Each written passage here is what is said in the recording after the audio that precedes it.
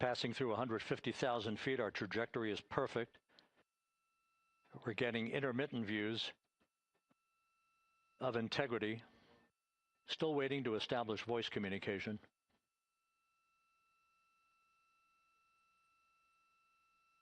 Integrity, Houston, comm check, post-blackout.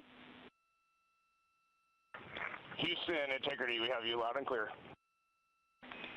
Your trajectory is nominal, and your recovery teams have visual. Guidance looks good. No action for the enabled internal camera controller fail. Big cheers from the viewing room here in Mission Control as voice communication reestablished with Commander Reed Wiseman. For America and a waiting world, Integrity is 5.5 minutes away from coming home.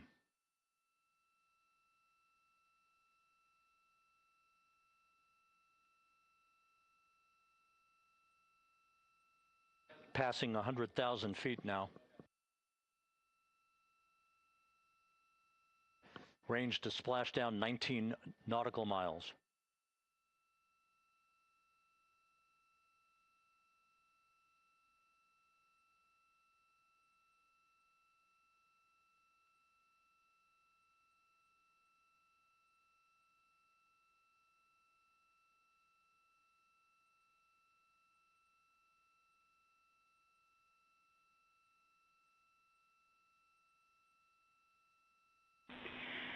Integrity, impact to the camera controller fail is no Cab 1 views of the chutes.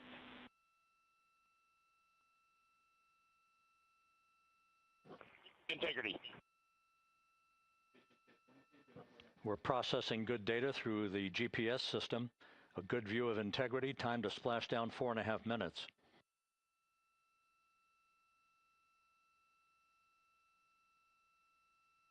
And a view of Integrity from the WB-57. We're at 50,000 feet.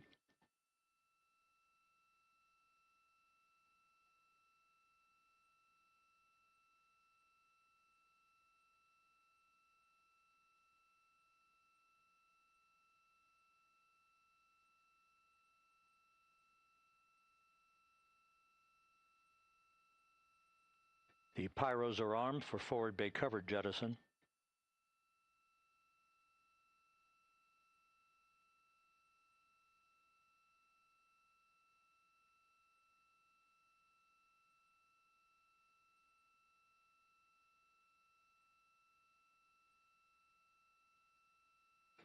And there go the first series of parachutes, and we're on drogues. And Houston, we're visual 2 drogues out the window. 2 good drogue chutes. Next up. We copy, we see them. Next up, the deployment of pilot parachutes that will pull the main chutes out. Time to splash down 3 minutes and 10 seconds.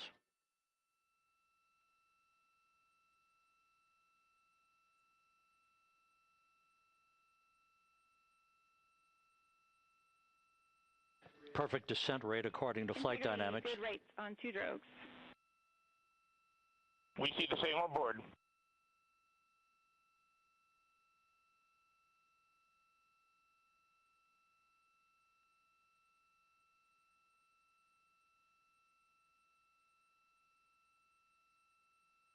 Passing through 10,000 feet, still on drogues.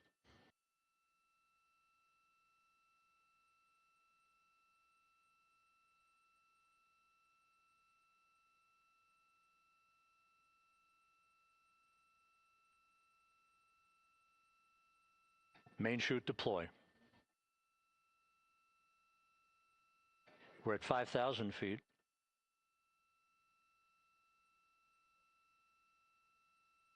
Search and recovery beacon has been activated on Integrity. And we have 3 good main chutes. Good 3 main chutes, good reefing, good descent rate. Good rates, and we see 3 good-looking parachutes.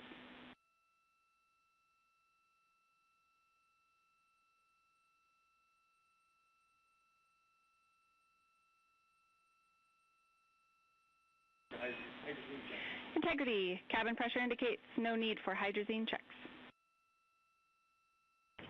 Integrity copies. This is a perfect descent for Integrity. Its crew sounding hale and hearty on board.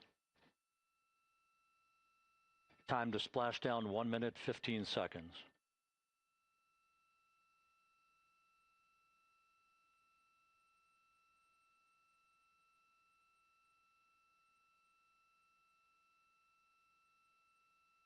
Integrity about to complete a journey spanning 694,481 miles from its launch from the Kennedy Space Center back on April 1st, and a trip around the moon.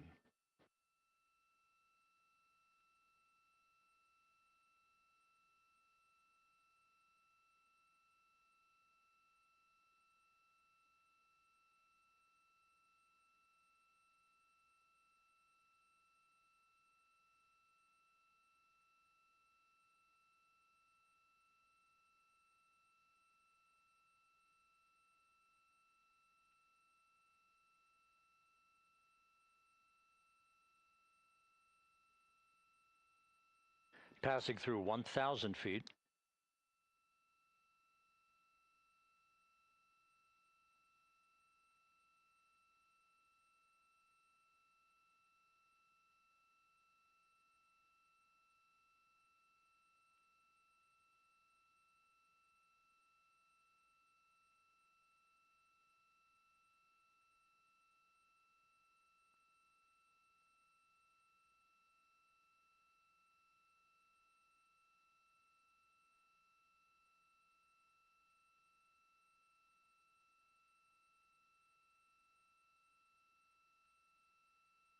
Houston Integrity, splashdown, sending post-landing command now. Splashdown confirmed. Copy splashdown, waiting on VLDR.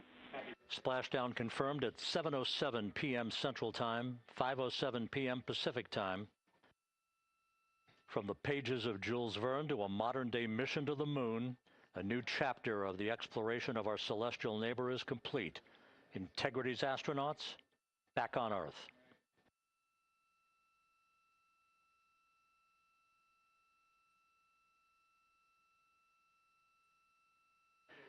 And the landing and support officer reports the vehicle is stable 1. We still will be deploying the crew module uprighting system to maintain that orientation. A perfect bullseye splashdown for Integrity and its 4 astronauts.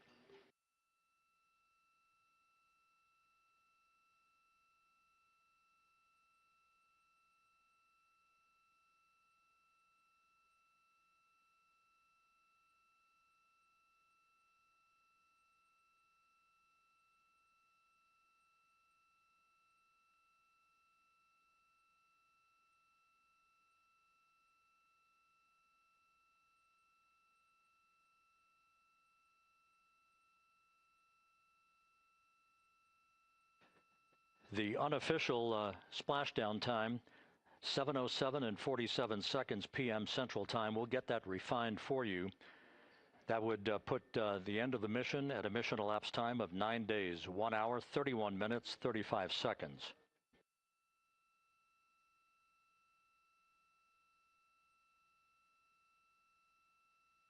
And we're configuring for very low data rate.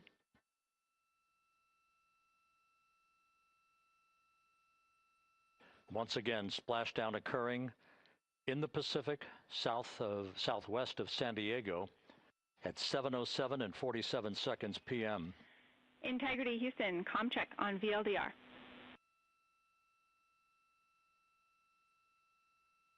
Houston, we have you loud and clear on VLDR. How else? We have you the same. We'll meet you over in post-landing. Perfect communications established. A journey. We are stable 1, 4 green crew members. Houston copies all. Reed Wiseman reporting 4 green crew members. That is not their complexion. That is the fact that they're in great condition. That's what that means. So stable 1, upright. The crew module uprighting system is being deployed. The 5 airbags being inflated through helium to maintain the upright configuration for the vehicle. This was a textbook entry and a textbook touchdown for Integrity Reed Wiseman, Victor Glover, Christina Cook, and Jeremy Hansen back on Earth after a journey around the moon.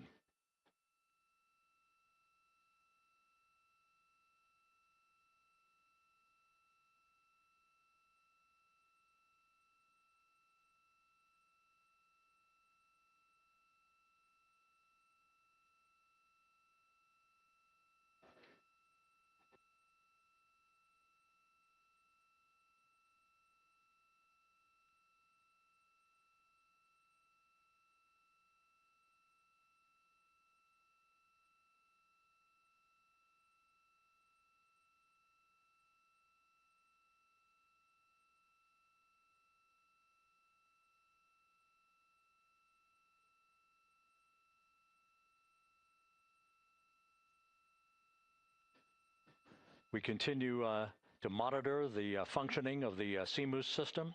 The airbags are being inflated to maintain a stable one or upright configuration.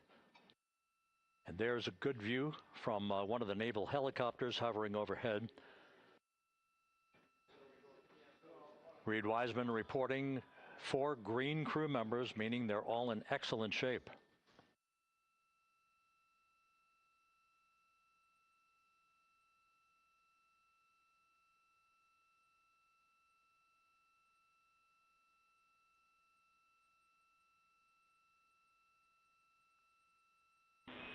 Integrity Houston for SAR beacon and radio.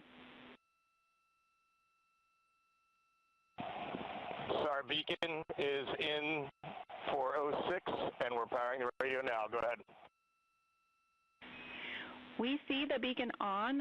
However, the recovery team is not seeing the signal. Your SAR radio uses the same antenna, so you may run into trouble with the radio. Okay, copy. And we are also powering up the sat phone now.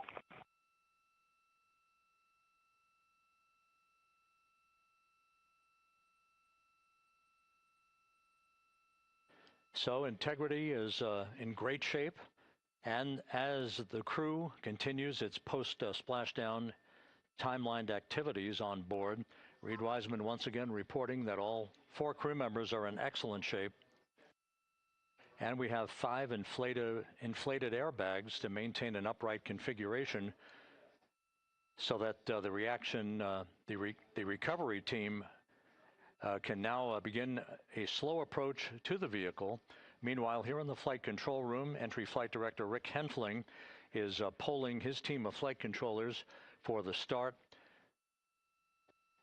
of powering down the vehicle after a thorough systems check. We have no toxic gases to be concerned about, so the recovery personnel can approach the vehicle, but not until we have powered down the spacecraft. That's expected to take a few more minutes.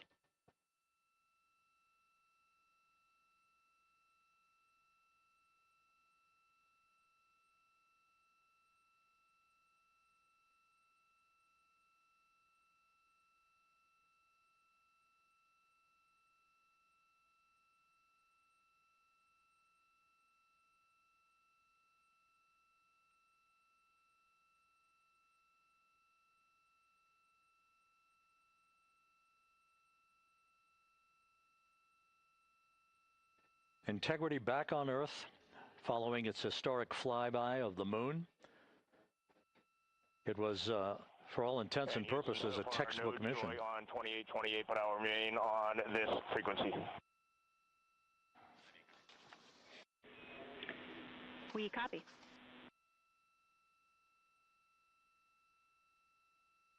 Reed Wiseman indicating some trouble with the SARSAT phone on board. But that's not an issue. What is more important is that the vehicle is solid. No issues as we begin the power down of the vehicle to begin the recovery process.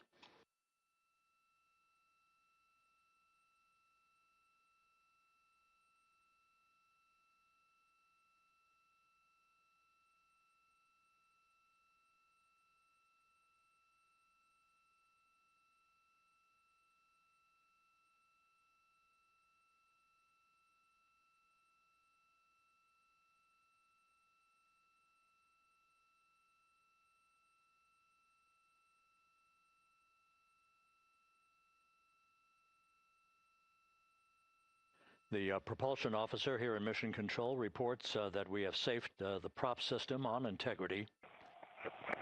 Can you say again? That was very weak and broken.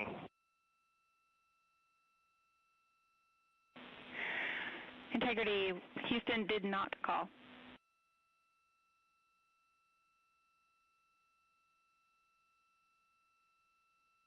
Copy that, Houston. It might have been on the SAR radio. Stand by.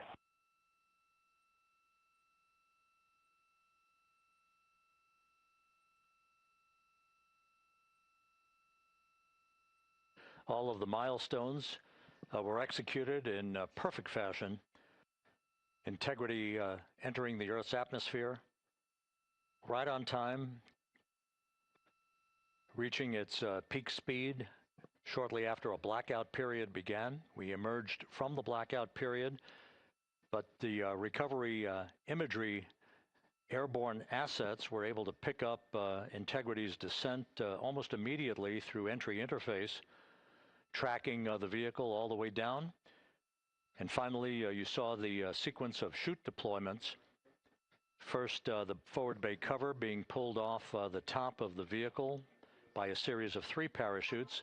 Then the drogue chutes were deployed, followed by the 3 main chutes that slowed the splashdown velocity of Integrity to just 19 miles an hour.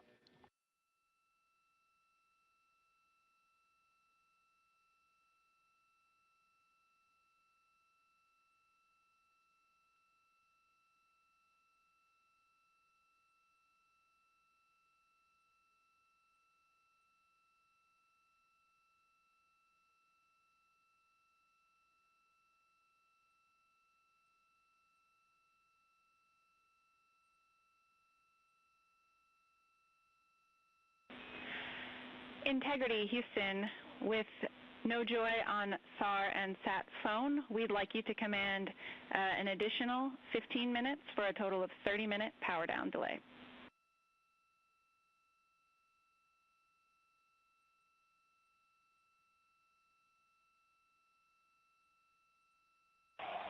All right, Jackie, we have selected T/D+30.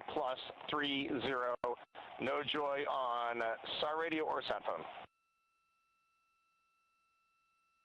And stand by, we have the master diver on SAR radio. Please hold comms. Hey, Lily. Excuse me. Hey, Jackie, we just got the master diver on SAR.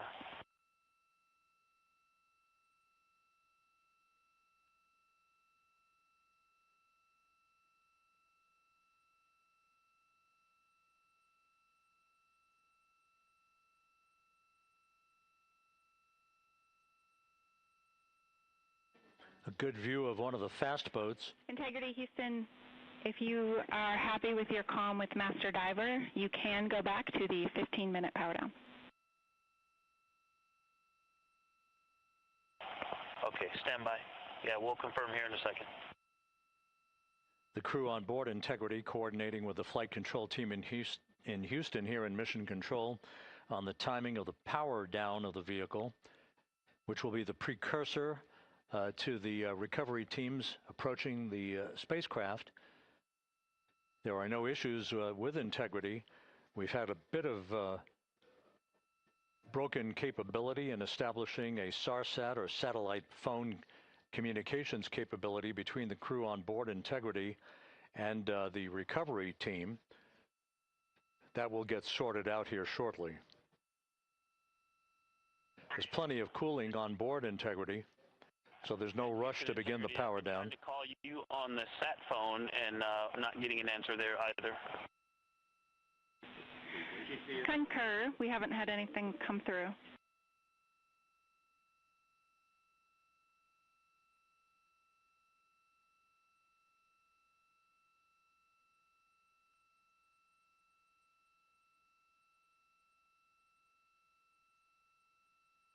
And Houston, if you could relay to recovery that we hear them, but it does not appear as though they are hearing us.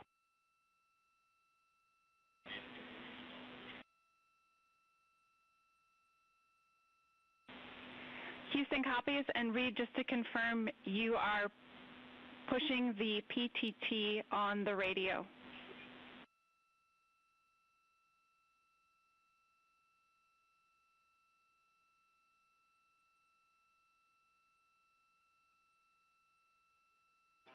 So as we continue to sort out the communications between Integrity and the recovery teams, we are standing by for the initiation of the power down procedures that, as you see, the recovery teams are moving towards the side of the capsule.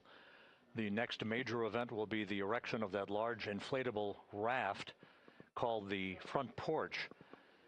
That will be the port of call for the crew as they're being extracted one by one from the vehicle.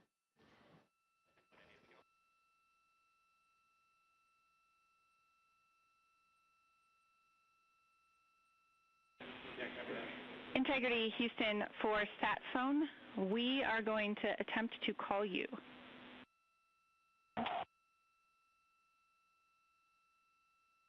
Good idea, standing by. And Jackie, yes, we are pushing the push to talk, the two buttons on the left side of the radio below the up-down arrows. We are utilizing them. I'm rebooting the radio to see if we get good comms. Okay, we copy all, and just to confirm, you are seeing that you're touchdown plus 3030 for power, correct? That's affirmative.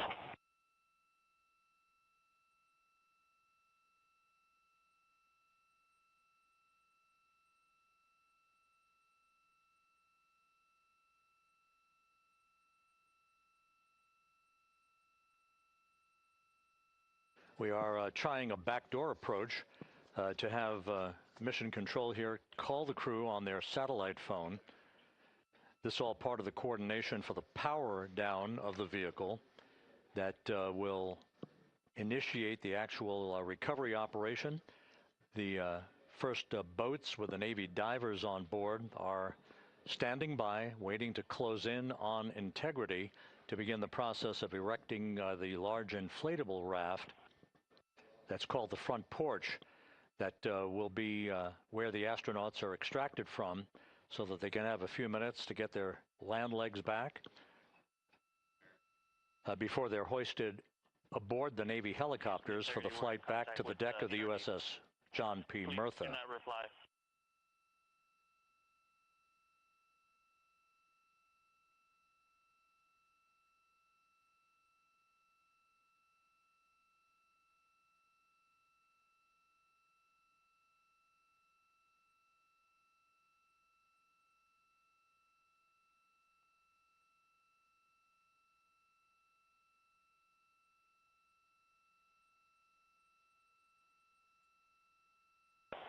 And Houston, please don't reply. NRD, very weak, but readable. Master Diver, we can hear, but they cannot hear us.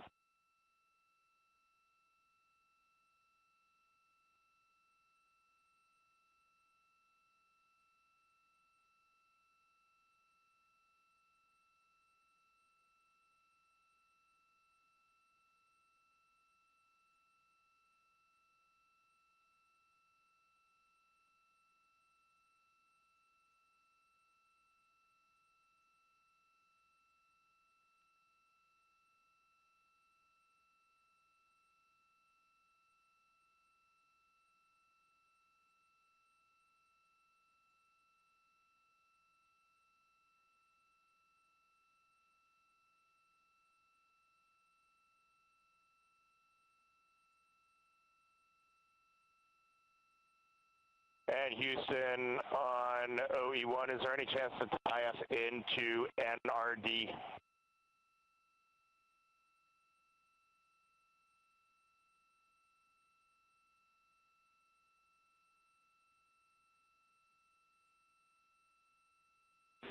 Checking.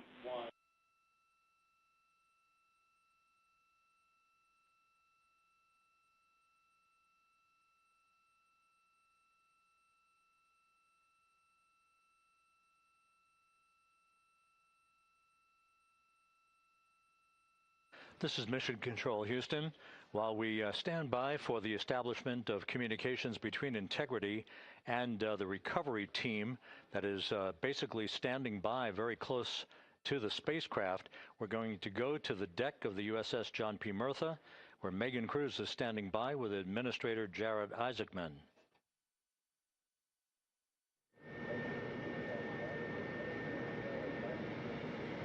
Hey, Rob, yeah, just such an honor to be able to be here on the ship, to be able to share and experience this moment with everyone together. And of course, as you just said, yes, here with NASA Administrator Jared Isaacman. Administrator, how did you feel getting to witness this and seeing NASA at its best? Oh, I mean, I'm honestly, I'm still at a loss for words. I mean, you know, like the childhood Jared right now can't believe what I just saw. I mean, almost been waiting my whole lifetime to see this, and then as NASA Administrator, I just couldn't be more proud of the entire workforce, the years, the effort, the late nights, all the hard work from across the country that contributed to this incredible moment right now. And yeah, incredibly grateful too for our teams here on the John P. Murtha right now. Yeah, look at them behind us here. We've got everybody. Hey, what do you guys think? We just brought some astronauts back from the moon, huh? Unbelievable. Thank you. Yeah, so grateful to the Navy, the sailors that are here, the NASA teams. I mean, this is a joint effort that's on their way right now. These recovery forces are getting out to our Orion spacecraft, to Integrity, get our astronauts back on the ship safely. Yeah, and this is not just an accomplishment for NASA. This is an accomplishment for humanity. Again, a historic mission to the moon and back. How does this make you feel, and what do you hope people take away from this? Well, I'll tell you, you know, I think about the crew members that we've all had an opportunity to observe over the last 10 days, right? I mean, they're absolutely professional astronauts. I mean, wonderful communicators, almost poets. But then I think these were the ambassadors from humanity to the stars that we sent out there right now. And I can't imagine a better crew than the Artemis II crew that just completed a perfect mission right now. So yes, it's a huge moment for everybody, right? I mean, we are back in the business of sending astronauts to the moon, bringing them back safely, and to set up for a series more. I mean, this is not a once in a lifetime, which you hear sometimes around here. It's like, this was a once in a lifetime. No, it's not. This is just the beginning. We are going to get back into doing this with frequency, sending missions to the moon until we land on it in 2028 and start building our base. Yeah, are we going to build on the momentum for Artemis III? I mean, it's just around the corner. Absolutely. So, I mean, that's, you know, part of me too. Like, I can't wait to get the crew off of Integrity right now, but also getting Integrity back on this ship so we can start taking a look at it, because all that data is so precious to us right now. I mean, we are going to definitely want to take a good look at the thermal protection system. We're going to want to download all the data they couldn't transmit back to us and use that to inform Artemis III. But we're already making progress, right? You had SRB segments already showing up at KSC. Core stage for Artemis III is rolling out on April 20th. We're getting Mobile Launcher 1 back in vehicle assembly building. So yes, there is a lot to celebrate right now on a mission well accomplished for Artemis II, and at the same time, we got to start getting ready for 3. Amazing. And last question, you know, for people who joined us for all 10 days to see what we can accomplish together with our international partners, what do you think about the fact that we're going to keep doing this more and more and more? It's incredibly exciting. I mean, yes, it's the contributions, like the best and brightest across the NASA workforce from across the country, our industry partners, our international partners. We had a Canadian Space Agency astronaut on board in Jeremy. We had the European Service Module. And you think, in the days leading up to this launch, I mean, 48 hours prior to launching Artemis II, I was meeting with the Italian Space Agency. We signed a memorandum of understanding to build a habitation module on the moon. I mean, you have countries, all of our allies and partners coming together saying, we are committed to this effort. We are returning to the moon. We're doing it to stay. We are building that enduring presence. We are going to master the skills on the surface of the moon so someday we can undertake missions to Mars. It's just an incredibly exciting time, and we're not going at it alone. We're bringing everybody along with us. Absolutely. And speaking of everyone, one more time, we're going to ask the crew here, you guys ready to land on the moon? Awesome. I love that. Okay, well, thank you so much, Administrator. Appreciate you being here. We're, of course, going to stay on to watch the crew get extracted from Orion, so stay tuned, and we'll see you back here shortly.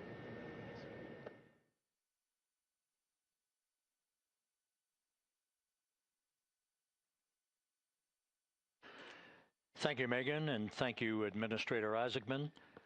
We are in the process of working to establish that communications link and to establish the procedures that will lead to the power down of the spacecraft, which is gently bobbing in the Pacific following a bullseye touchdown that occurred at 7:07 p.m. Central Time, 5:07 p.m. Pacific Time, 2.5 hours before sunset in the Pacific southwest of San Diego. We have once again heard from the crew during that interview opportunity with the administrator, and we have 4 healthy crew members on board.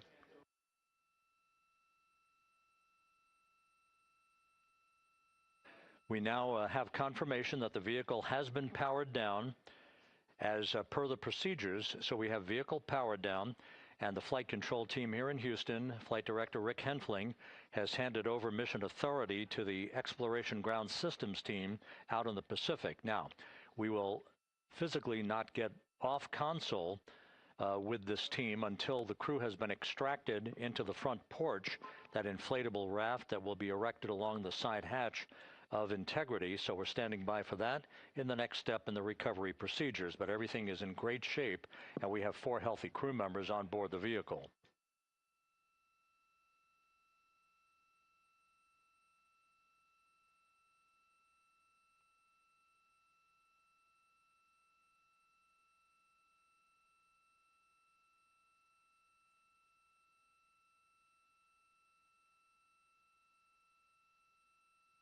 All of the entry events went by the book, no issues, perfect trajectory for Integrity that was culminated with one final raise burn to improve the angle of attack for the vehicle as it entered the Earth's atmosphere. All of that flight dynamics computation worked like a charm.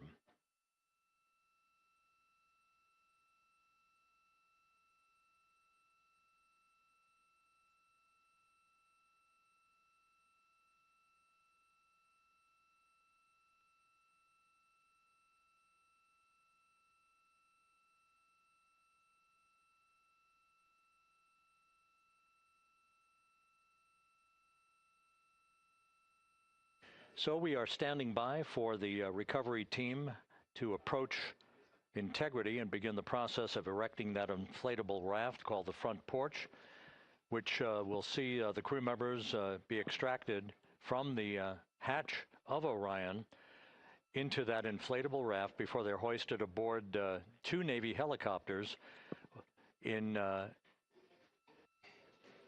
variety of different configurations. Each crew member will be hoisted in sequential fashion, in alternating fashion, 2 crew members for each helicopter before they turn around to head back to the John P. Murtha. Once on the deck of the ship, they'll be brought into medical bay for comprehensive medical exams. But Reed Wiseman has reported several times that the crew is in excellent shape.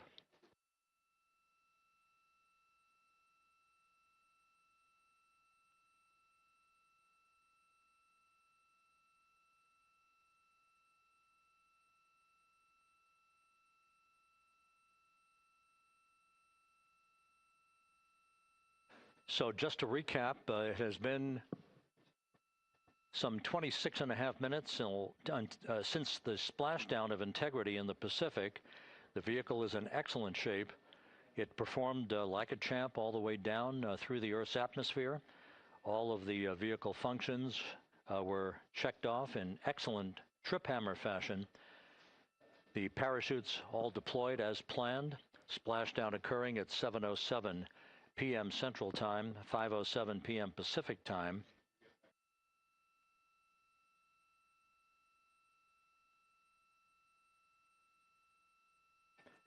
And after a bit of a tussle to try to establish a communications link with the recovery team, we were finally able to run through the procedures for the powering down of the vehicle.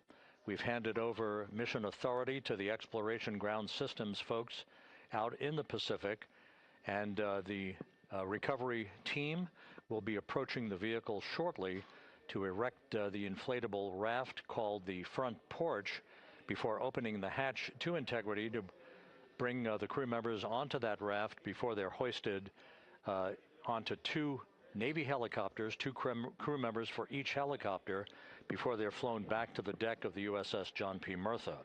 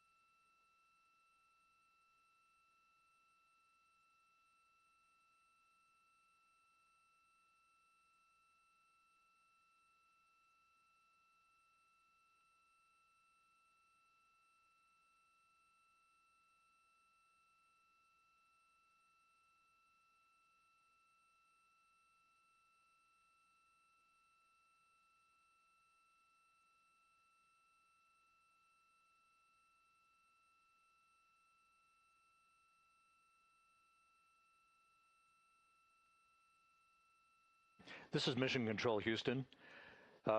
After talking to the flight dynamics folks, we have a bit of a refinement on the splashdown time for you. Their computation shows a splashdown time of 7:07 and 27 seconds p.m. Central Time, 7:07 and 27 seconds p.m. Central Time.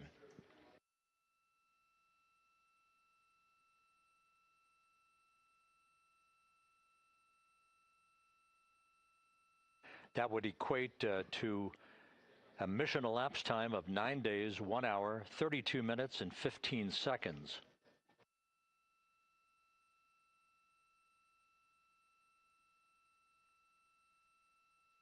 Once again, from Flight Dynamics, a splashdown time of 7:07 and 27 seconds p.m. Central Time. That would equate to a mission elapsed time of 9 days, 1 hour, 32 minutes, and 15 seconds.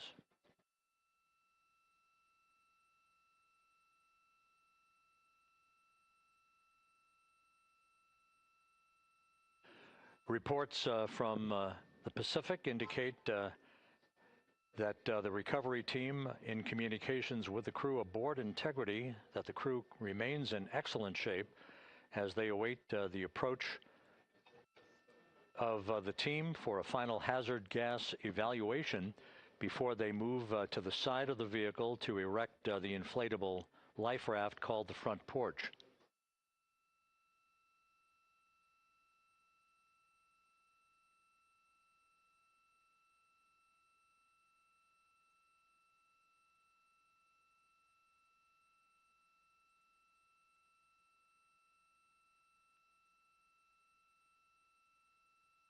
Again, no issues with Integrity. The vehicle is powered down. All of its systems are now safed We have handed over mission authority to the Exploration Ground Systems folks in the Pacific, but we will not stand down and have the entry flight control team depart its positions until that inflatable raft, the front porch, is erected, the hatch open, and the crew having exited the vehicle. So that's the next step in the recovery process that will lead to the hoisting of the crew members. For 2 crew members for each helicopter, they'll be hoisted to a pair of Navy helicopters that will then fly a short distance back to the USS John P. Murtha. What you're looking at is one of the fast boats circling the vehicle to make a hazard assessment.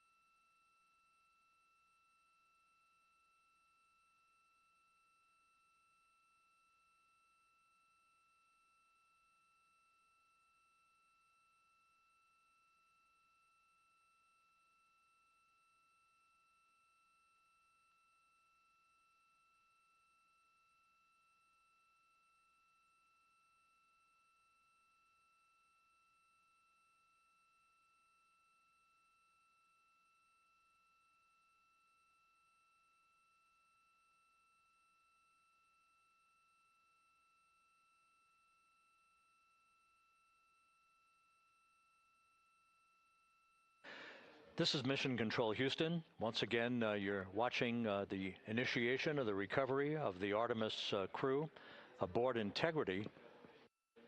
All of the Navy divers and the fast boats are now approaching the spacecraft after conducting a hazard assessment. The vehicle has been powered down. Entry Flight Director Rick Henfling now waiting for the life raft, the front porch, to be erected along the side of the vehicle so that the hatch can be opened and the crew members extracted from Integrity, soon to be hoisted one by one into a pair of Navy helicopters for a short flight back to the deck of the USS John P. Murtha. If you missed it earlier, we talked to Flight Dynamics and received a more official touchdown time or splashdown time, as it were, of 7:07 and 27 seconds p.m. Central Time, 5:07 and 27 seconds p.m. Pacific Time. That would equate to a mission elapsed time of 9 days, 1 hour, 32 minutes, and 15 seconds.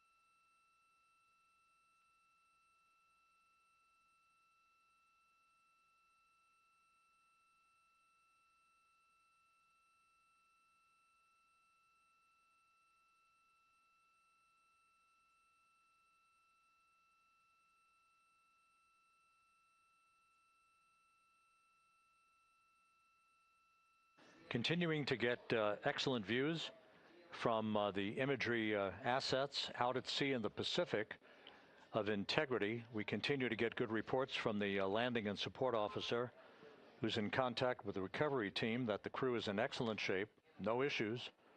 They're just currently biding their time, waiting for the front porch to be erected. We have no hazardous hazard gases and no hazardous situation with the vehicle. It performed perfectly all the way down from entry interface to its splashdown in the Pacific at 7:07 and 27 seconds p.m. Central Time. And as you can see, the first phalanx of recovery personnel now pulling up alongside of Integrity.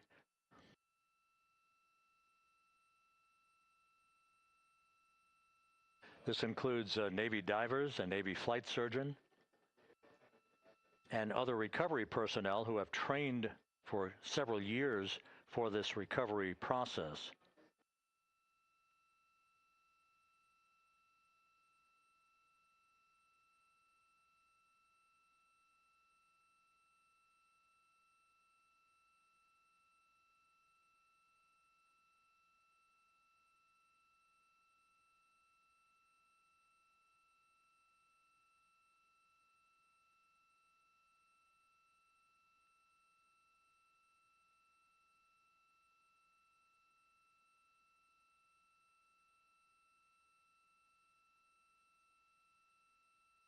At this hour, some 41 minutes following splashdown, the vehicle has been powered down. There's no hazardous gas emanating from the vehicle. That's why the first team of recovery personnel has been able to pull alongside Integrity.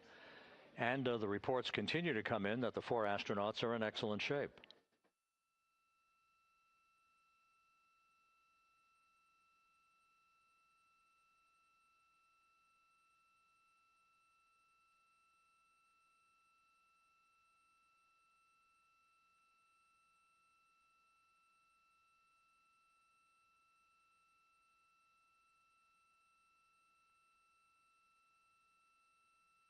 Yes.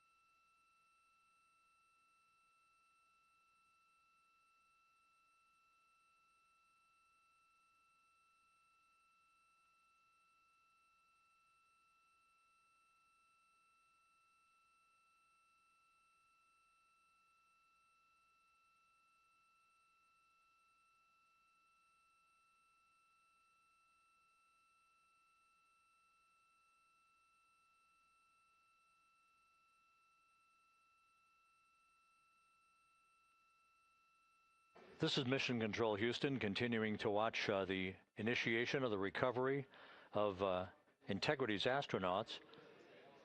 One by one, they'll be brought out of the spacecraft onto a large inflatable raft just a short time from now.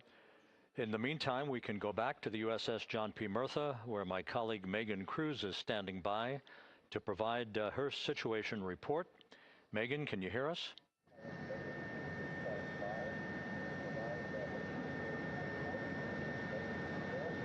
Hey, Rob. Yes, I can hear you. Thank you. Yeah, we're back here on the bow of the recovery ship, where there are still plenty of people peering out into the water. We are not very far from the action everyone is seeing on their screen now.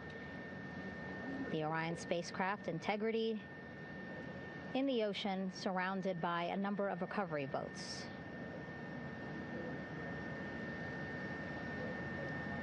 As Rob has been saying, in those recovery boats, NASA and Navy personnel specifically trained to get the astronauts out of Orion.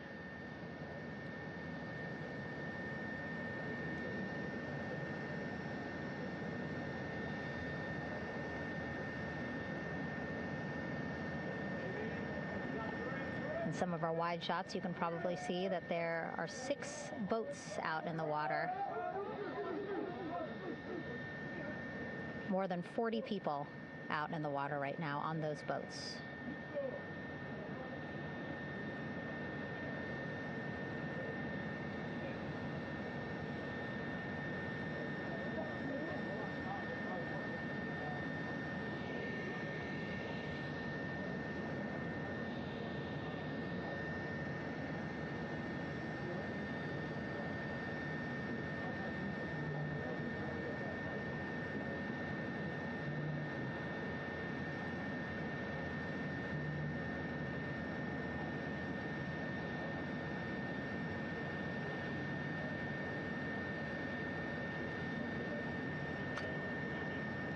First order of business is to set up the front porch and the stabilization collar. You might also hear it referred to as a stab collar. Basically just to make sure that Orion stays upright, doesn't sway in the water too much, again, to make it easier for recovery forces to get the astronauts out.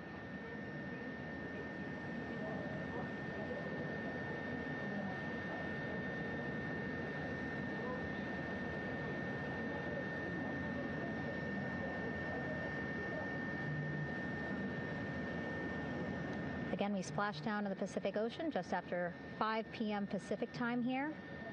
It's a requirement by NASA to be able to get the crew out of Orion within 2 hours of splashdown. So doing great on time so far. Plenty of time. No rush either. I was speaking to NASA flight surgeon Rick Schuring earlier in this broadcast, and he said to me, no rush to get the crew out. Just want to make sure that they're feeling good. And whenever they're ready to take their step out of Orion and onto that large raft, the front porch, folks will be ready.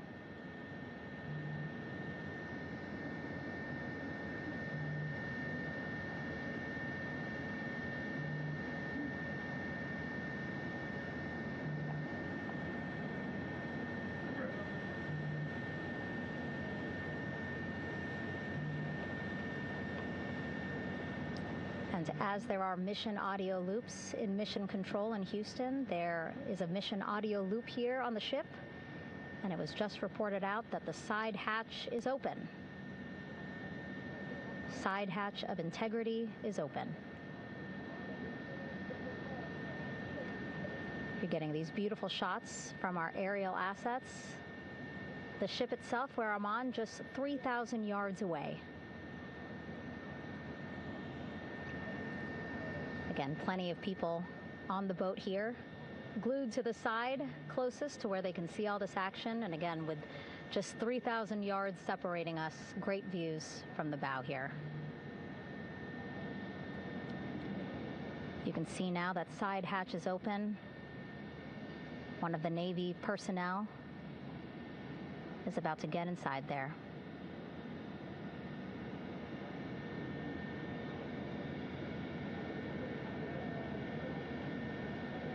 In they go. In total, 4 will go into Orion. So it'll be a little bit of a tight squeeze, but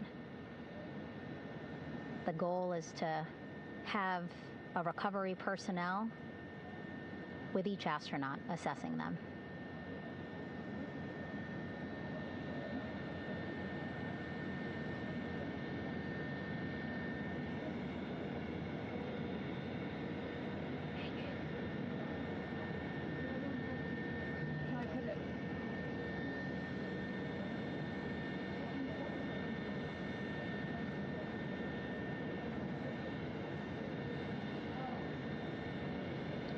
Boats getting closer now.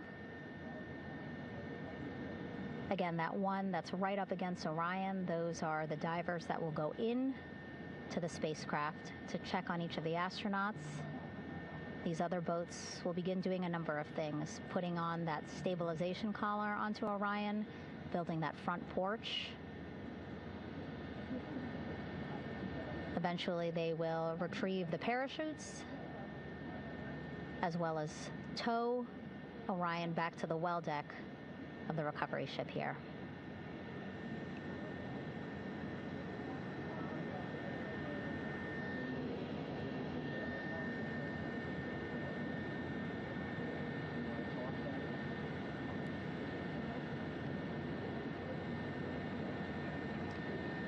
And so as we wait for the Navy and NASA personnel to get their assessment of the crew inside of Orion, why don't we toss it back to Rob for an update?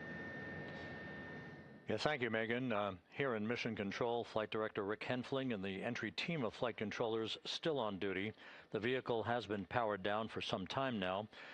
There are no hazardous gases emanating from Integrity. That, of course, allowed the recovery personnel to approach the vehicle and then open the hatch to begin the initial medical assessment of the crew, as you just indicated. Now we're standing by for the erection of that inflatable raft, the front porch, alongside of the vehicle that will enable the crew to be extracted one by one onto the raft, have a moment or two to get their land legs back before they're hoisted into two hovering Navy helicopters, 2 crew members for each helicopter, for a short flight back to the deck of the USS John P. Murtha.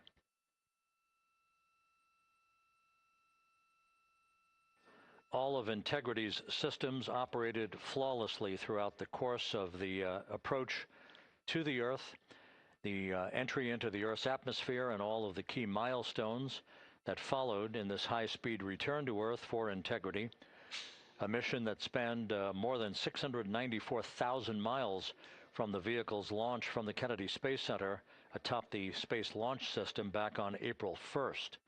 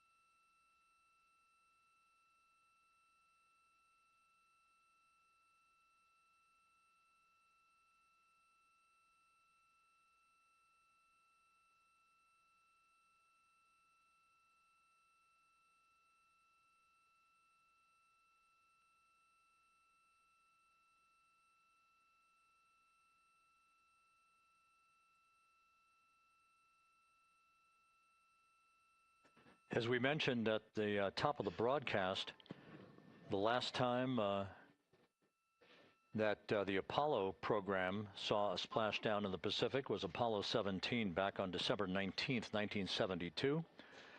So for the first time in some 53 and a half years, we have reenacted that with the arrival of Integrity's astronauts as they flew around the moon in that historic lunar flyby that began with a trans-lunar injection burn that took them out of Earth orbit following 24 hours of a high Earth orbit trajectory. The high Earth orbit trajectory enabled flight controllers here to have a full 24 hours to evaluate the systems on Integrity and the condition of the crew before they would commit to flying to the moon.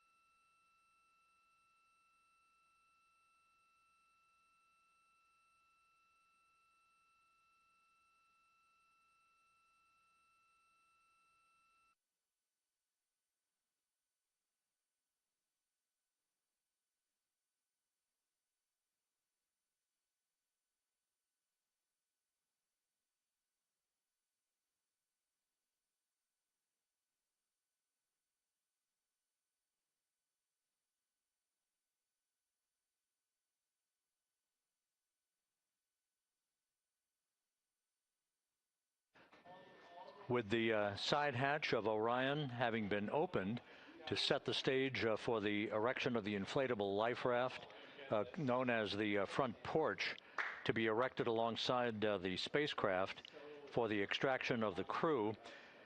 Let's play for you an interview that my colleague Megan Cruz conducted on the USS John P. Murtha with Navy diver First Class David McMahon that explains how this process is unfolding.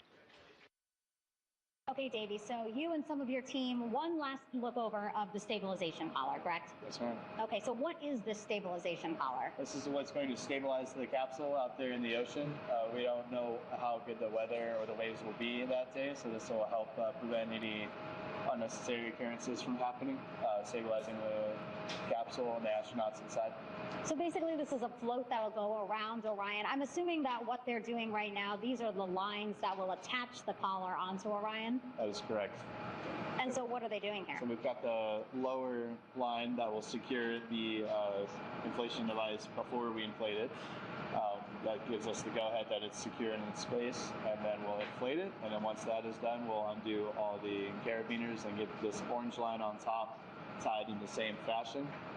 And then this will be secured to the capsule, and the astronauts can safely take their first steps out of the capsule onto the front porch. Okay, and how long will it take them to set up the stabilization collar? We should definitely be able to handle this in under 10 minutes. Okay, wow. And then you just mentioned the front porch. So basically after they set up the stabilization collar, then they set up what's called the front porch here. That's correct. Okay, and what's the front porch? Front porch is basically a bigger waiting room for the astronauts to sit in while we wait for the helicopters to show up and grab them. Okay, so the medical team that was inside with the crew, they're going to help them out and onto the front porch? That is correct. And then what happens here?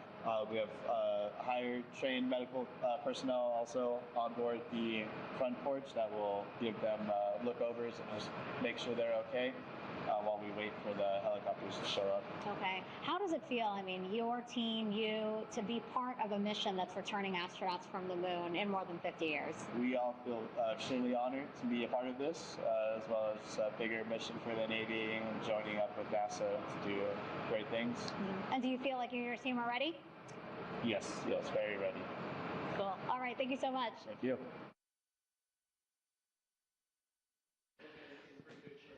Once again, the recovery operations are continuing out in the Pacific. We shortly should see that life raft, the front porch, erected alongside the side hatch of the vehicle.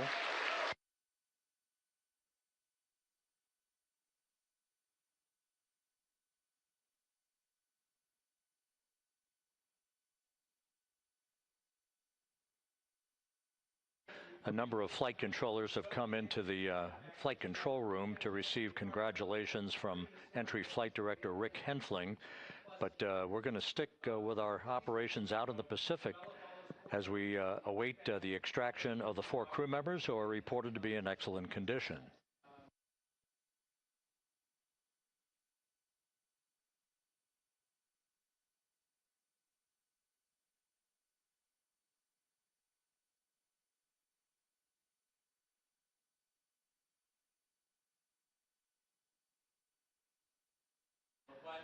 Again, while we stand by for that front porch to be erected alongside of the side hatch of the vehicle, let's go back to the USS John P. Murtha and Megan Cruz. Megan?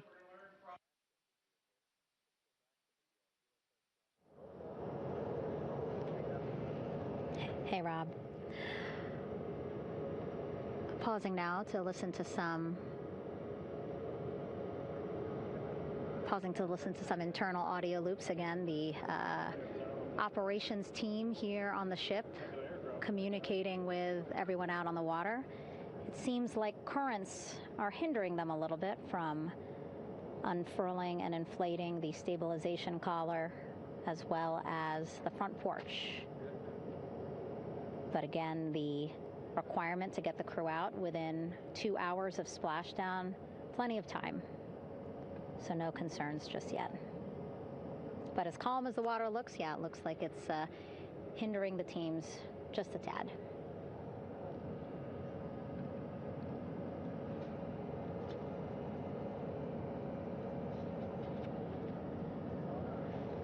You can see in some of our shots that side hatch still open. Again, inside there are now 8 people inside. 4 divers, Navy divers, all with medical training, each assigned to an astronaut each.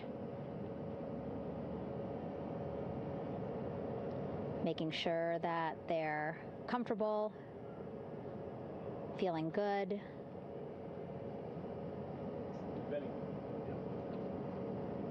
As you've heard us say in the broadcast, they expect a little bit of discomfort. Again, these astronauts just traveled back to Earth at 25,000 miles an hour, a nearly 695,000-mile journey around the moon. If you think you get carsick.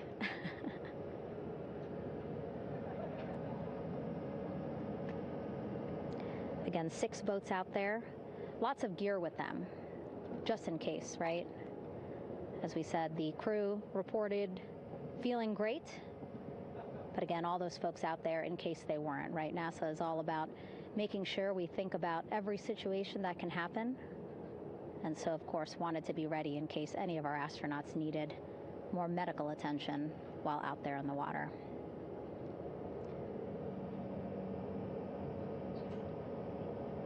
You see now teams, again, trying to set up the stabilization collar and front porch for the crew to get out of Orion. They need both, right? The stabilization collar will keep Orion from swaying as you see it is doing now.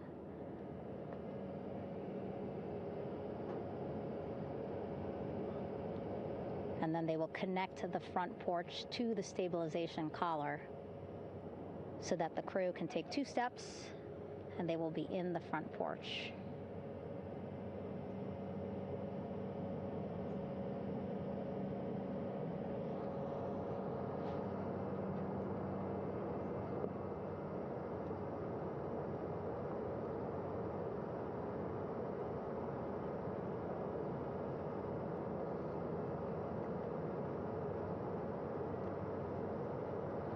Not a lot of chatter on the mission audio loops. That's a good thing. Again, things proceeding pretty nominally, even if they're fighting some currents out there on the Pacific Ocean.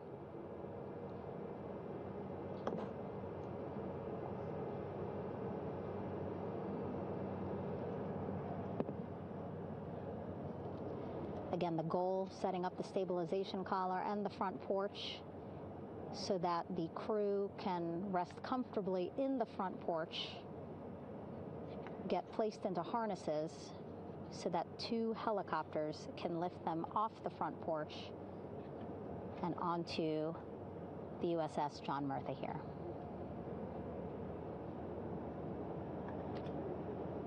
The helicopters are going to take turns picking up an astronaut. So again, Helo 1 and Helo 2.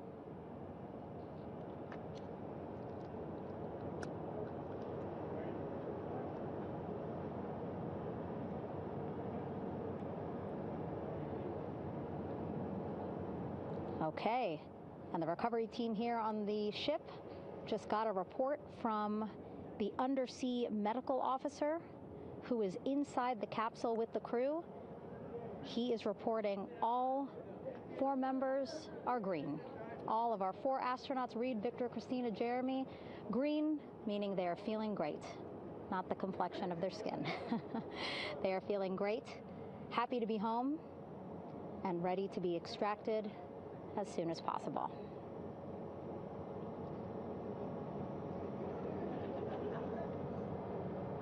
And so, as I was saying, we have 2 helicopters circling the activity you're seeing on the water right now. Each will take turns picking up an astronaut. So Helo 1 will come on in, hover above the front porch, about 40 feet above the front porch. A Navy recovery specialist will be hoisted down into the front porch. The restricted maneuvering doctrine is in effect. Will connect to the first astronaut, which we're expecting to be Christina. And then Helo 2 comes around, picks up Jeremy, while Helo 1 stays above head, and then Helo 1 will come back in for another astronaut, and then Helo 2 for the last astronaut, and then back to the flight deck here on the recovery ship.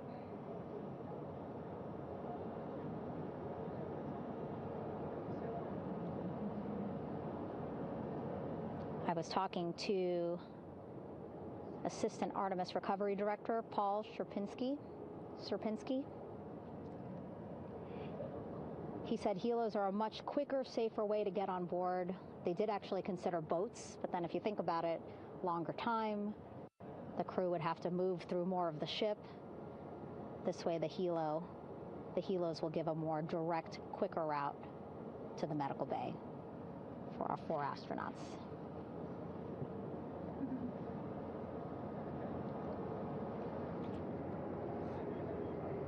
Beautiful shots from our aerial and imagery teams.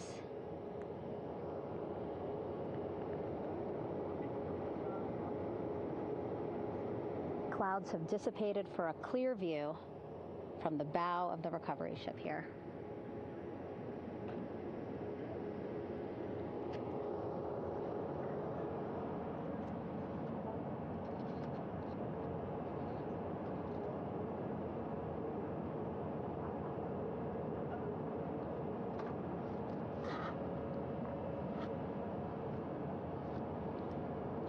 You can still see divers in the water there.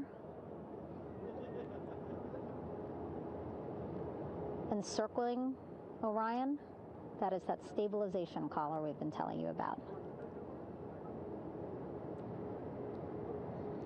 As you saw in that interview just a few minutes ago, they have to first connect it to Orion, and then once it's secured onto Orion, they can inflate it, and then they'll further secure it with other harnesses and lines.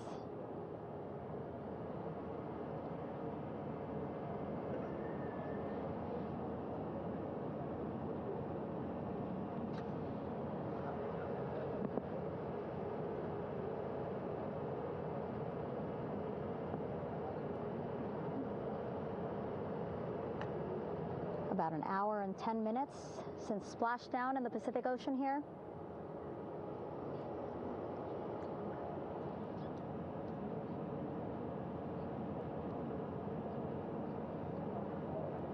Reed, Victor, Christina, and Jeremy back home after a history-making mission to the moon and back.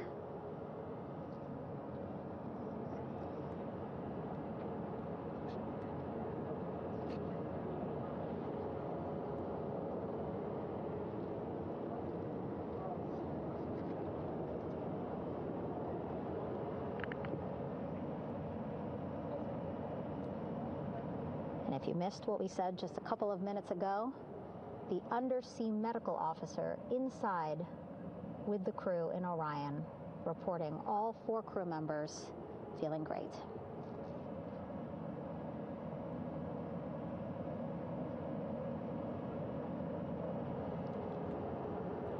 Progress being made there on the stabilization collar. It looks like they are beginning to inflate it.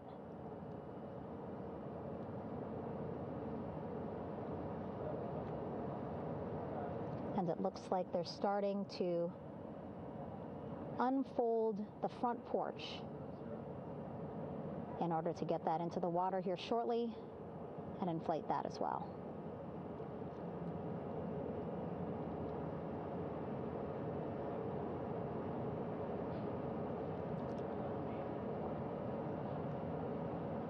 Again, more than 40 people out in the water right now.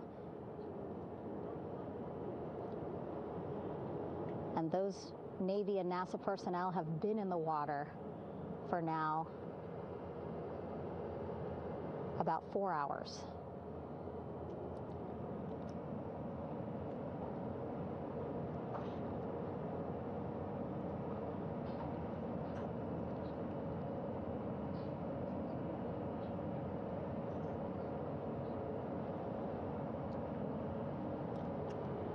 The reason why they had to get out so early is just to stage everything. And actually here on the ship, when there are flight operations happening, you can't have anything else, right? Just because the flight deck can be a dangerous place, so they just want to focus on planes coming and going from the ship, so that's why they wanted to get the boats in the water to make sure that they have all the time they needed for the flight ops.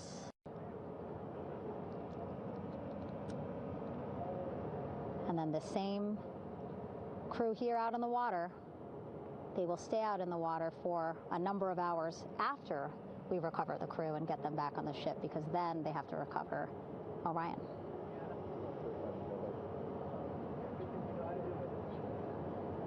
All right, that stabilization collar looking good around Orion.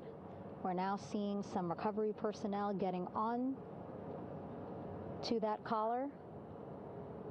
Again, they need to further attach it to Orion to make sure that it can really prop up the spacecraft. It's basically lifting it up off of the water just a tad. Again, so it's not so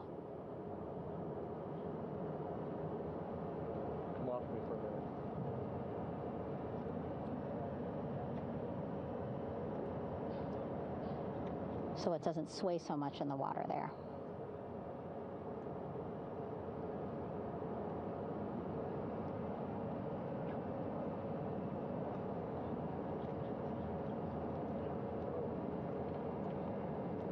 And now that front porch looks like it's nearly fully inflated as well.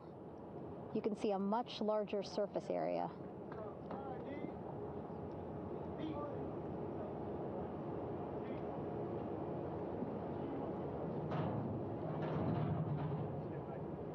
And so once the crew get out of Orion, they can stretch their legs a little bit on this front porch, get some fresh air.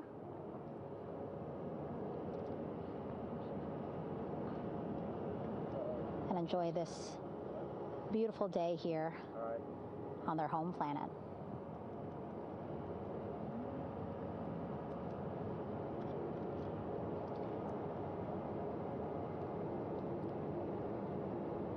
It appears teams now are about to connect the front porch to the stabilization collar.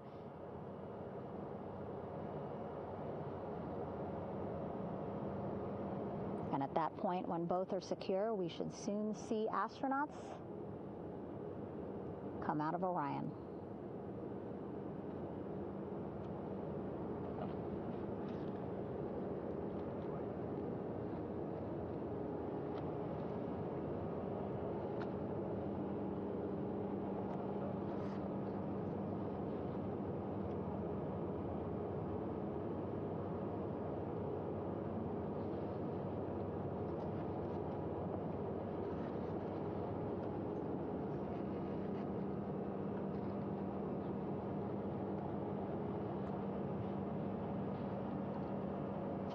All these views you see also being fed to the Landing Force Operations Center here on the ship. Of course, it is very important for our recovery teams leading the mission to have all the views that you're seeing as well. Again, listening to their communication loop here on the ship. Very quiet, which is a good thing. It means things are going pretty nominally, meaning as expected.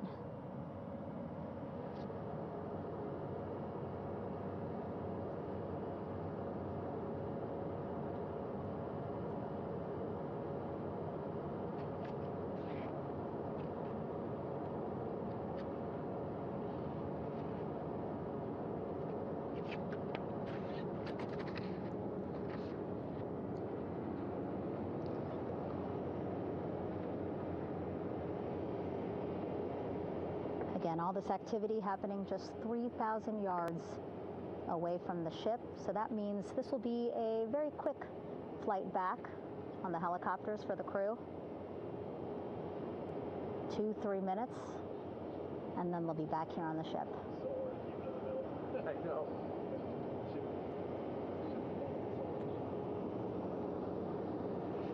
Okay, saw a thumbs up from one of the personnel on the front porch. It looks like they are now getting ready to deploy what they call the Air Rescue Vest, ARV. And so this is the harness that each crew member will get into in order to be hoisted into the helicopters. Again, those helicopters hovering just about 40 feet above the front porch when they're ready to pick up each crew member.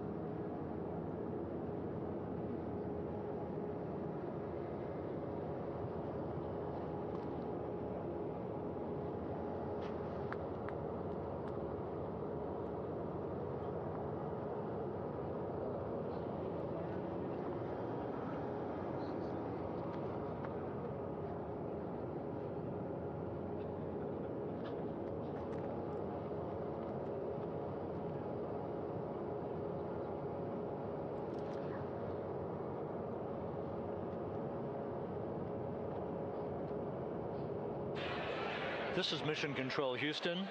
Behind me, a fairly raucous scene as hundreds of flight controllers have poured into the flight control room here. This is reminiscent of the scene after the final shuttle mission of STS-135, although that was the end of a program. This is only the beginning of a program with the textbook splashdown of Integrity and its 4 astronauts. We're standing by for the crew to be extracted from the spacecraft. Entry Flight Director Rick Henfling invited all of these flight controllers who have contributed to this mission to enter the flight control room, to have an opportunity to receive well wishes and to share the mutual glow that exists in the wake of a textbook mission for Integrity. On the front screen here in Mission Control, a sign that says "Welcome home, Integrity," taking humanity back to the moon, going further, and returning safely to Earth. So all of that jubilation, part of the post-splashdown activities, even as we await the crew being extracted from the vehicle to be hoisted onto Navy helicopters for the trip back to the USS John P. Murtha.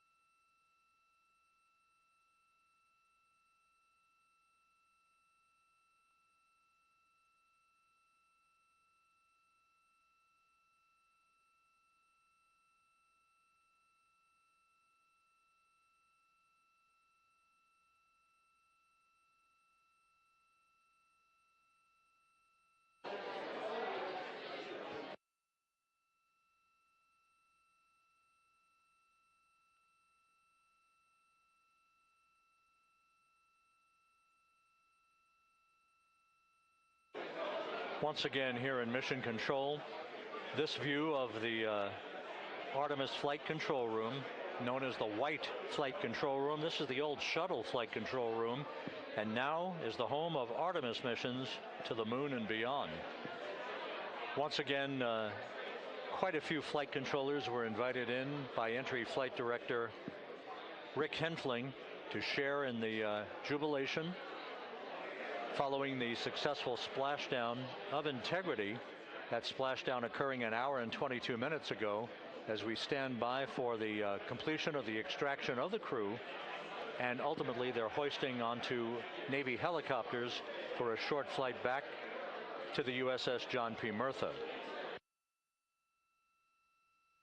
Splashdown occurred at 7:07 and 27 seconds p.m. Central Time. I had an opportunity to talk to the head of flight dynamics, Jeff Birch, a moment or two ago. He said the trajectory of Integrity coming through the Earth's atmosphere was so precise, they've never seen anything line up on a ground track like today's entry by Integrity for its splashdown southwest of San Diego.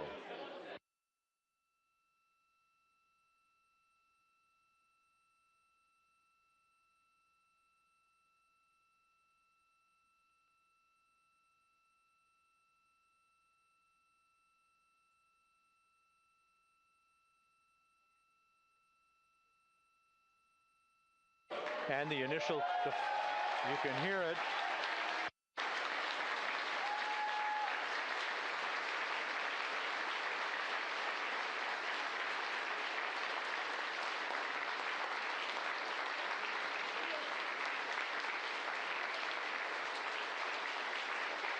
Jubilation here in the flight control room. The first crew member is out of Integrity.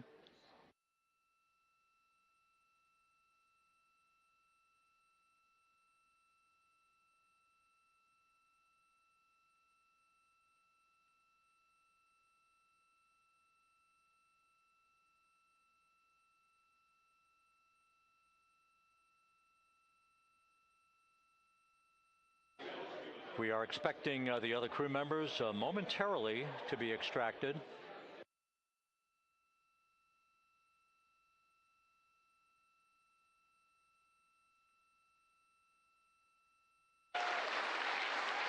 We now have 2 crew members out.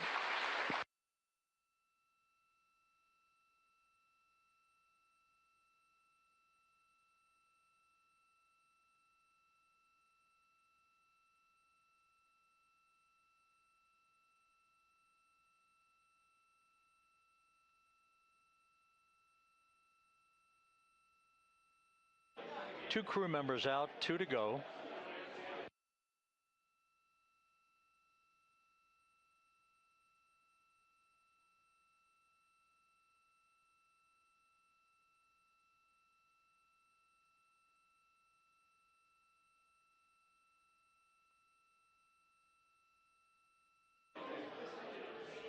We're about 1 hour from sunset out in the Pacific. Everything continues to go well.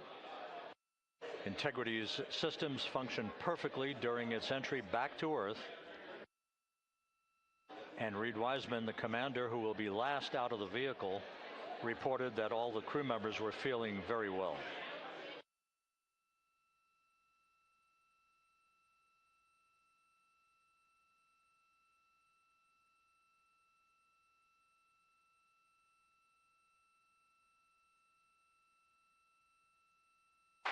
Crew member number 3 now out.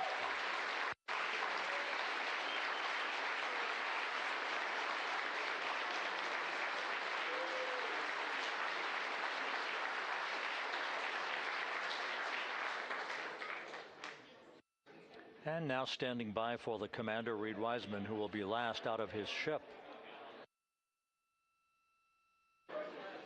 Bobbing in the Pacific under almost ideal conditions, Integrity spanned 694,000 miles during its journey from launch to splashdown.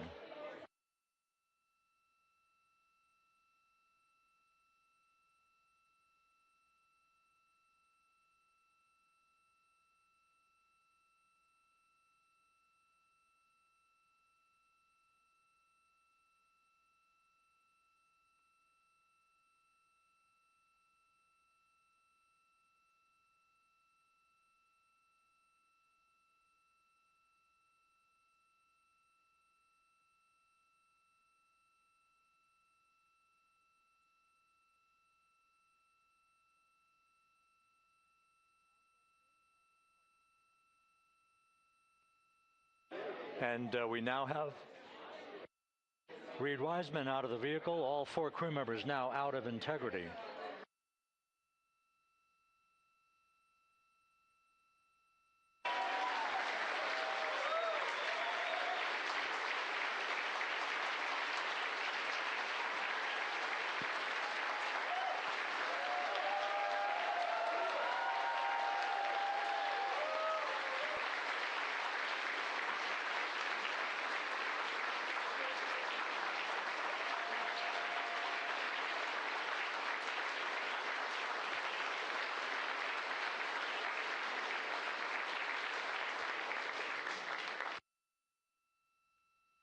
Once again, all 4 crew members now on the front porch, and the procedure to begin hoisting them up to these 2 Navy helicopters hovering overhead will begin shortly.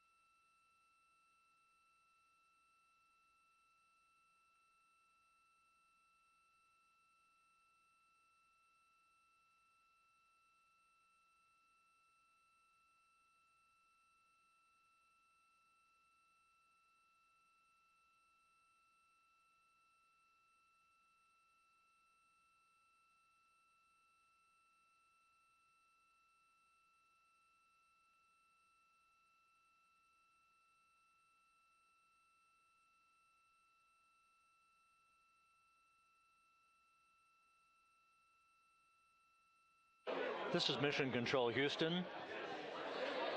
The mission is over, but the melody lingers on as jubilation continues here in the flight control room. We should be expecting NASA's Associate Administrator, Amit Kshatriya, to be joining us shortly for a short interview while the recovery operations continue out in the Pacific. So we'll stand by for that. And then we'll turn it back over to Megan Cruz aboard the USS John P. Murtha.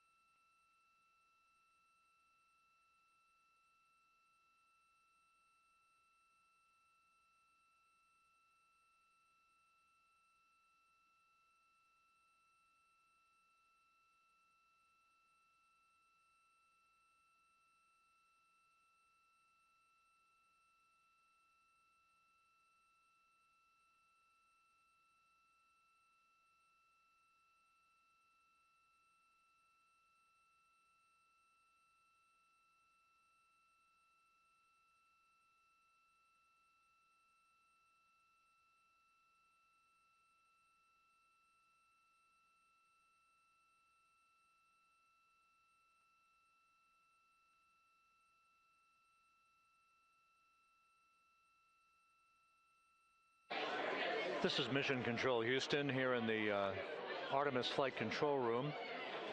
A number of flight controllers basking in the glory of the successful end of this mission that carried 4 astronauts around the moon on a lunar flyby, and the first test flight of Orion with crew members on board. Splashdown occurring an hour and 32 minutes ago after a flawless descent back into the Earth's atmosphere for the vehicle. Its 4 crew members in good shape, simply enjoying their time right now on the front porch, as it were, the inflatable raft alongside of their Integrity spacecraft. We're expecting Amit Kshatriya, the NASA Associate Administrator, to join us here momentarily for a brief interview before we turn it back over to Megan Cruz aboard the USS John P. Murtha, the recovery ship.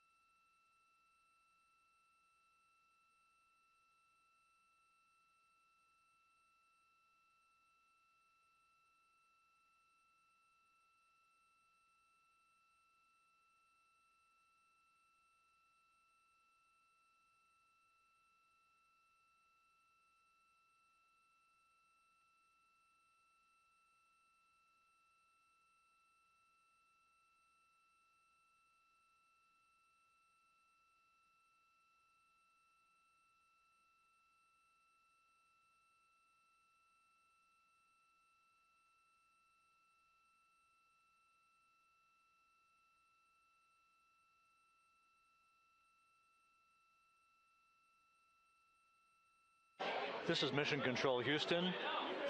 We're about an hour and 34 minutes since the textbook splashdown of integrity in the Pacific to bring home our astronauts. And with us now is Amit Kshatriya, the NASA Associate Administrator. Amit, a little bit of history made tonight, a little bit of history made over the past few weeks. Your thoughts as this team here basks in the glow of what they just accomplished? Yeah, Rob, we're here in the control center, and it's kind of overrun with jubilant folks in the Mission Control Houston, as well as engineering, and folks that just want to be here, part of it, as we watch our crew get extracted from the vehicle. And, you know, my thought is always, always, always about these teams, the team that's in the water right now, pulling the crew out, the team here in Houston that worked so hard over the last 10 days, no sleep to get this done.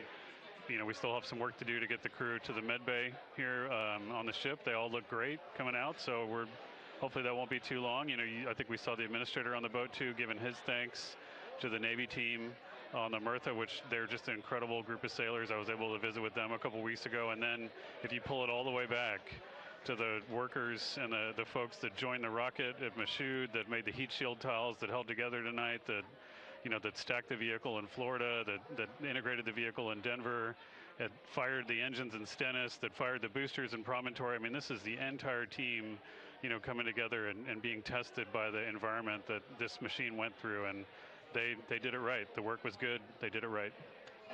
You've said in a number of briefings, of course, and in other forums that this is just the first step.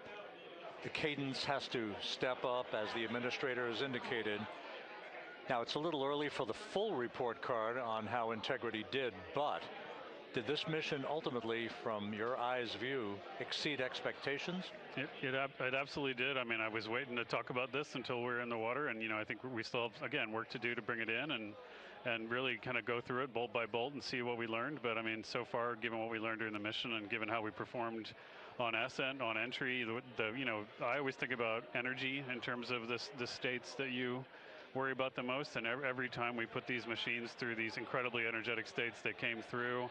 So I'm fairly confident that we made a big step tonight to get us on the path towards the surface. I think the path to the surface is open now. We do have to do all the work, and we'll make sure we talk about that as cleanly as we can. We learned a few things during the mission, but I have to tell you, this was an incredible test of an incredible machine. From an American psyche standpoint, the Empire State Building was lit up red, white, and blue tonight. Our coverage was seen on baseball stadiums around the major leagues. How captivating was this experience for the American people, for the world, in fact, as we returned to the moon?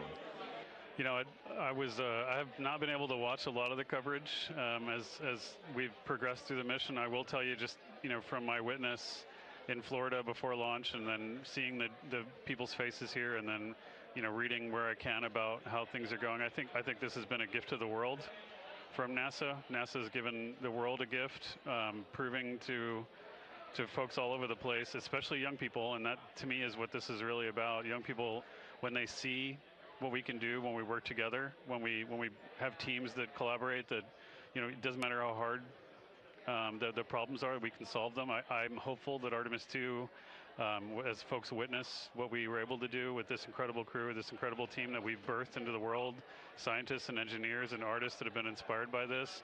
And even if they don't come work in the program, which separately they should come work in the program, because Lord knows we need the help, but even if they don't want to come work in the program, hopefully they grow up to recognize they can do amazing things when they work together and contribute to society and be good citizens and really change the way, the challenges that are coming in the world are overcomable if we work together like this. And one final question. Flying to the moon, we did it. We've done it again this past week and a half or so. But the engineering that went behind the design of this mission and the precision, the pinpoint precision of this vehicle entering that entry corridor, it's almost mind-boggling. Yeah, it is incredible when you think about the energies involved and the uncertainties involved. That when we inserted the vehicle into orbit, it was 99.2% down the middle. When we dropped the vehicle right on top of the fleet here, our guys knew exactly where to go, but the guidance was perfect. You know, and it's interesting. I've got this question a lot over the last few weeks about, you know, we did this before 53 years ago, and you know that. I think, I mean, it is a reasonable thing to contemplate, like what's gone on since then. And what I'd tell you is, you know, when we did Apollo, which again, the more we learn about what they did, the more magical it seems what they were able to accomplish given the technology and the learnings that they had. But when we did Apollo, the architects of Apollo, you know, Gilbert, Seaman, von Braun, Mueller, what they really wanted to do, you know, as they were contemplating what it meant to expand our range of action to the lunar surface, what they wanted to do was learn how to live and work in space for a long time. They wanted to do that first before they were confident they could expand their range of action to the moon. Now, of course, the politics of the time and the mission at the time was different, and so they had to go straight to the moon and bring people home. And then after that, the program kind of lost its momentum. But you know, after that, NASA kept moving along those paths, right? So we recognized during Apollo that reusability was going to be important. We spent a lot of money on those machines, and you know, we spent a lot of money on these machines here, even though, but we recognized that reusability was important, which is why we built a winged space plane called Space Shuttle, and then we used that reusable machine to build a space station. And we learned for 25 years how to live and work in space, and have been able to develop technologies that can enable exploration. So really, what I think is now, 53 years later, we're at the point where the architects of Apollo would have been pleased that we're now ready to actually go back to the moon and go back to stay, because we've learned all the things we needed to learn. There's a lot of people pleased here tonight, and we really thank you for joining us. Amit Kshatriya, NASA's Associate Administrator, as we begin to hoist the crew onto the helicopters to head back to the recovery ship. Thank you very much, and congratulations, Amit.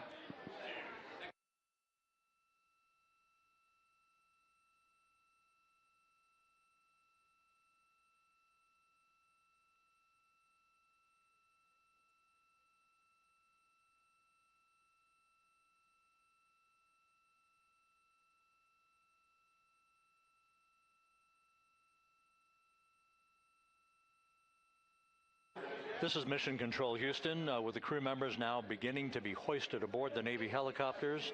Let's go to Megan Cruz aboard the USS John P. Murtha, who will take it from here.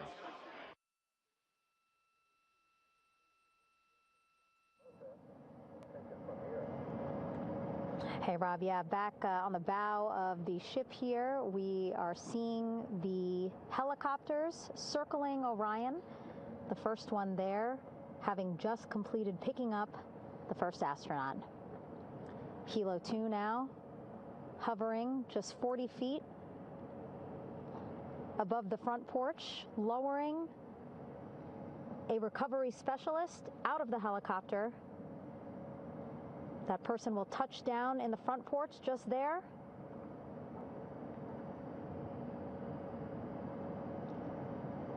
The crew members already outfitted with a harness that will allow them to quickly attach to the hoisting device.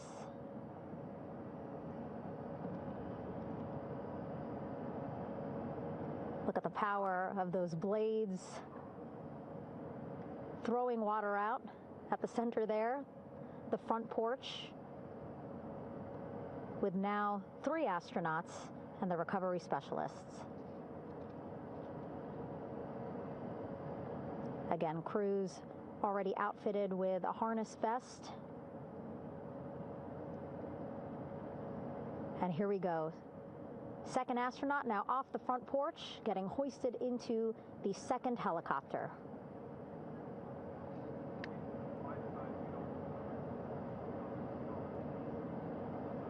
That helicopter will now hover just a distance away to give room for the first helicopter to come back and pick up the third astronaut.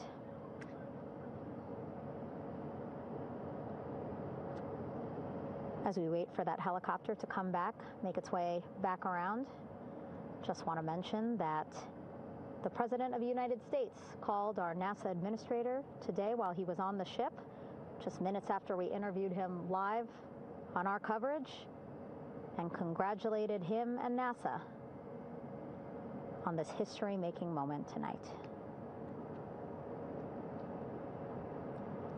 Helicopter 1 again hovering 40 feet over the front porch. We will soon see another recovery specialist getting lowered onto the front porch.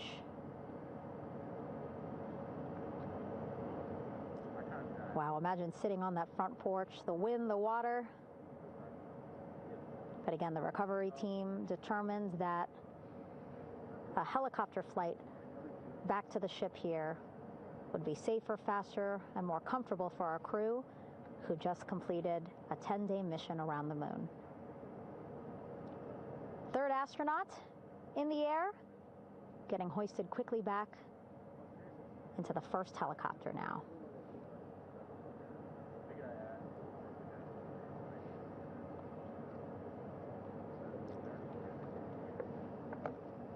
That first helicopter now on its way back to the ship here. We will soon see it land in just a few minutes. Again, all this action happening just 3,000 yards away from us, so a very quick flight back to the flight deck. And now the only person left on the front porch, Commander Reed Wiseman.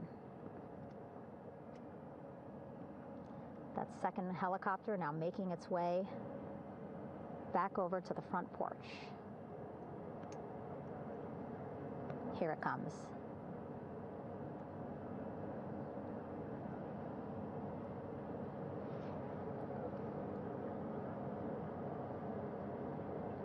Making its final approach here.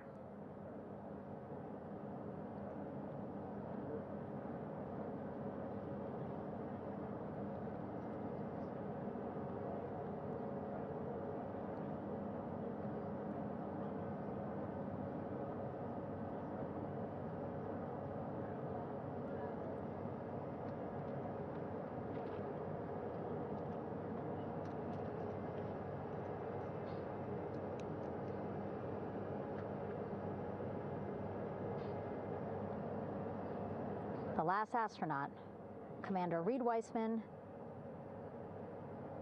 now off the front porch and almost into the second helicopter. Both now on their way back to the ship where we are, the USS John P. Murtha, just west of San Diego in the Pacific Ocean.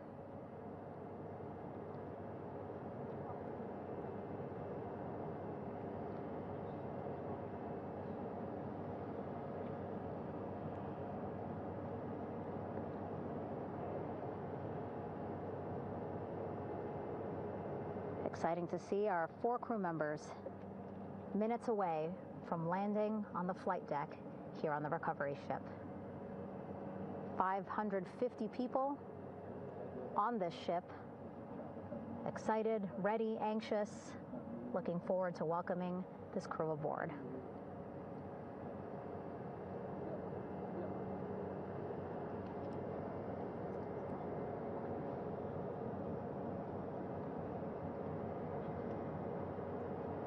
Watching them now with our own eyes.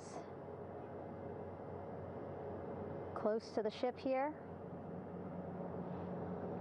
Hearing them begin to hover on the flight deck, which is just across from us, here on the bow.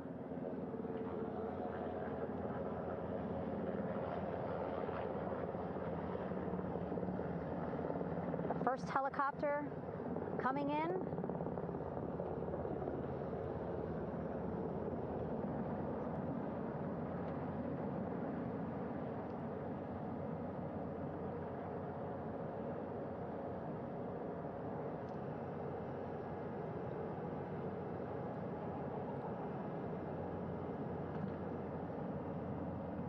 And wheels down.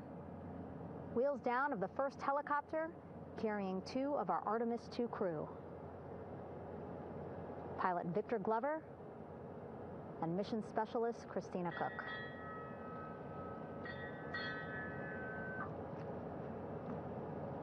Kilo 1 on deck reported on the recovery loop. Again, the mission audio loops that the recovery team are using here to communicate with one another. And an announcement just made on the ship, integrity incoming. 2 more helicopters on their way to the flight deck, one carrying the crew, the other, one of our imagery helicopters. Again, kudos to our imagery and aerial teams for giving us these beautiful views of history in the making. Set amid a gorgeous, soon-to-be sunset here in the Pacific Ocean.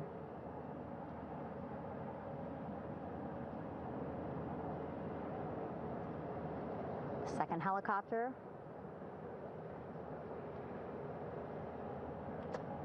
making its approach of the flight deck.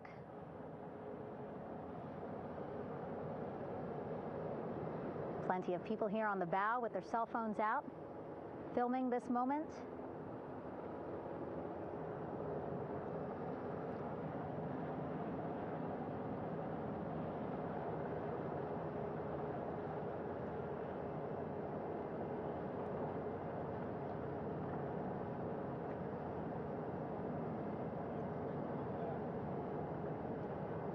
Some impressive flying here by the Navy, as we are seconds away from wheels down. And there you go. We now have all 4 Artemis II crew members on the USS John P. Murtha.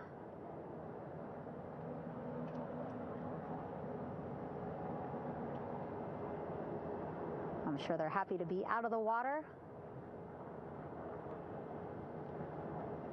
and on this recovery ship with, again, 550 people on board, ready to welcome them home.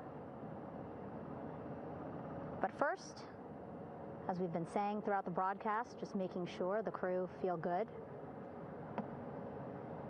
We reported that they were feeling good when they were in Orion, but those were just initial, quick, verbal assessments of how they're feeling. Their destination tonight, the medical bay here on the ship, right after we power down the helicopters here.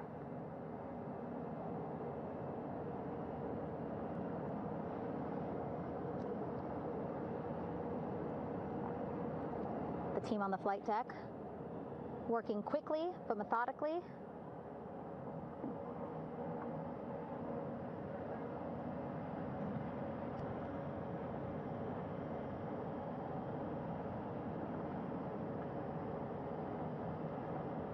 Waiting for just one more helicopter to touch down.